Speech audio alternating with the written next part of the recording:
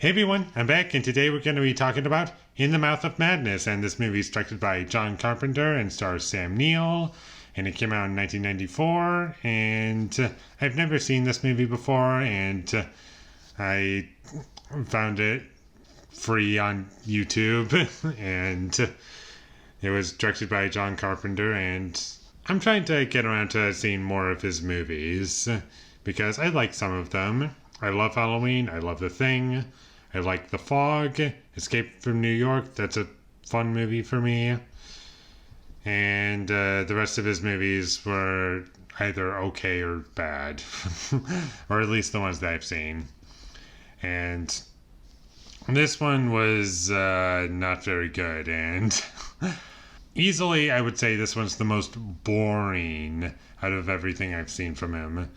I didn't really like any of the characters. They were all really annoying and underdeveloped, and everyone's just obsessed with this book series from this one author, and I don't even remember the author's name, and he goes missing, and now Sam Neill has to go and find him, and that's pretty much the plot of the movie, and he starts seeing weird things, and yeah, here's the movie, and while watching it, I was going like, okay, like this is fine.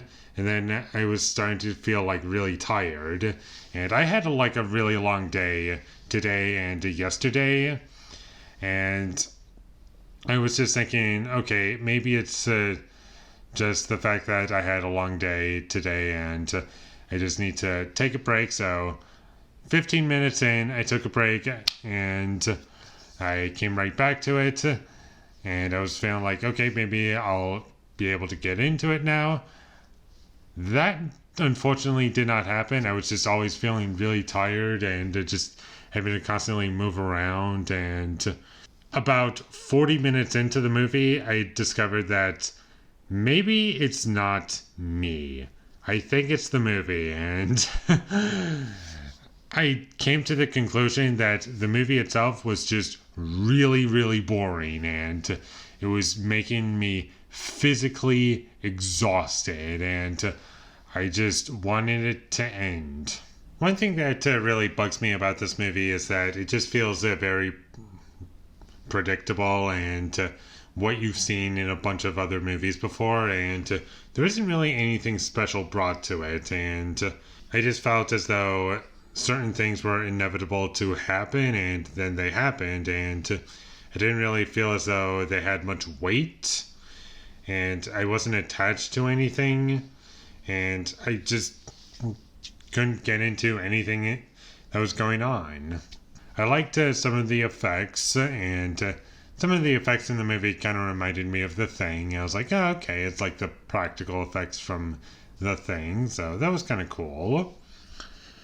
And ultimately, this movie just felt like a really bad Stephen King miniseries, or like a TV movie or something. And it kind of just had all of those elements, but it had Sam Neill in it. And it's not really a bad looking movie. It's well shot throughout. And I feel as though it communicated what it wanted to visually, and it wasn't like the most incompetent film ever made. It was just really, really boring because there was nothing to attach onto in this movie. I didn't care about the characters. I don't find them likable, and I would just rather them all die, and that's how I feel about the movie. It's just really, really boring, really stupid, not in a way that I would say is funny bad. It's just like, why is this happening? And I was just emotionally checked out and could not get into anything in this movie. Like I've said many times already, I was bored out of my mind despite having a long day today. That was not the problem while watching the movie. It was just the movie was bad. So I cannot recommend that you watch this movie. It's not good. It's really boring, and skip it if you ever come across it.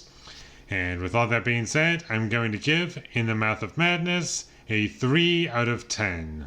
Thank you for watching my videos. As always, if you enjoyed this review, be sure to leave a like and comment down below you thought of In the Mouth of Madness, and my social media links. They will all be in the description, so follow me there. And last but not least, subscribe to be a part of Foley Nation, and I'll see you when I get my next review up. And that is going to be for The King of Comedy. But before I review that movie, in between now and my review of The King of Comedy, directed by Martin Scorsese, I'm going to be doing a channel update because there are some things I need to let you guys know about, and it'll explain why this video was delayed by a day. So, until then, thank you for watching, and have a great day.